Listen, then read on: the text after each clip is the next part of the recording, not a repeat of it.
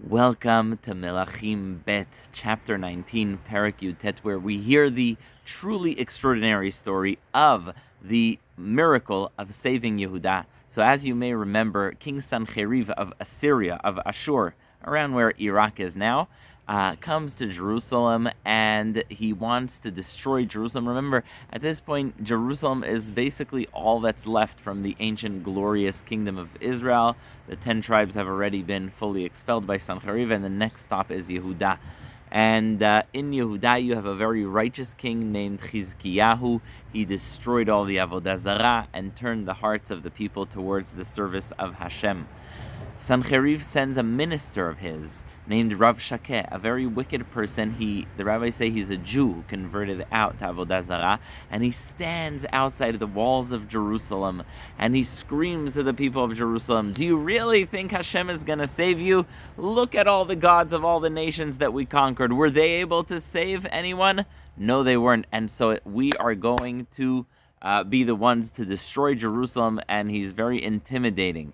The people who hear his voice on the wall, the advisors of the king, come to the king, and they basically say, look, he's not only saying that they're going to attack us, but they're also going to destroy Yehuda, and they are cursing out Hashem explicitly. The king turns to Hashem, prays, tears his garments, and turns to the prophet Yeshayahu ben Amot. This is a story, by the way, that also is covered in the book of Yeshaya. And the king prays very, very deeply, and he says, God, look, this isn't just a national issue between us and the Assyrians, it's also a religious matter. They are cursing out Hashem and saying that, these terrible things. And so, you sometimes wonder, you're like, are my prayers answered? Can my prayers be answered? Well, wouldn't it be nice to get an answer? Well, Chizkiyahu gets an answer. As he finishes praying to Hashem, Yeshayahu ben Amot, the prophet, knocks on the door and says, I want you to know that your prayers have been answered. And God says that I will save Yehuda.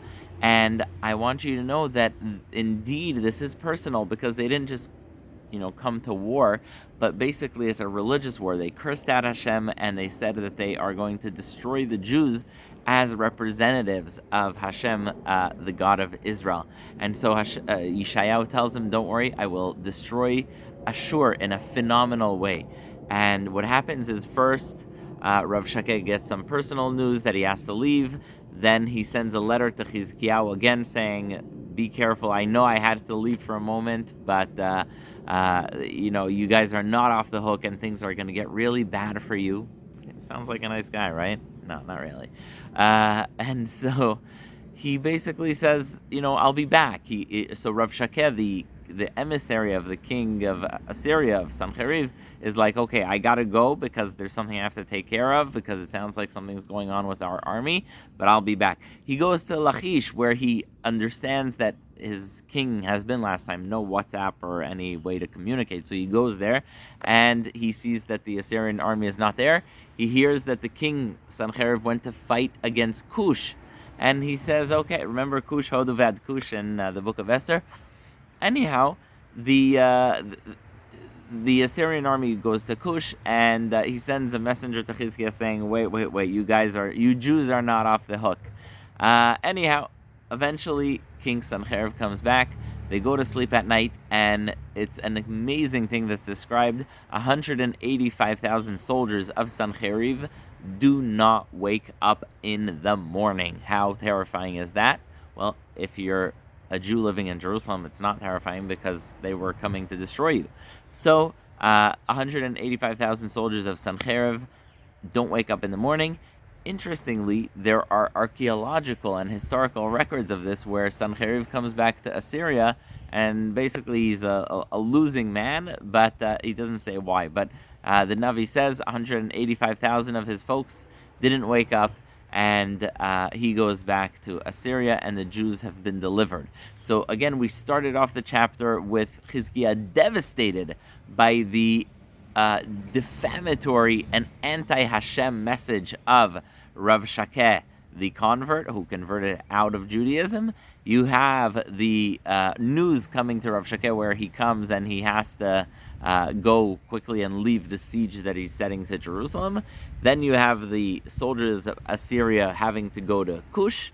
And then finally, you have the 185,000 soldiers of Sancheriv dying and Sancheriv going back to Nineveh.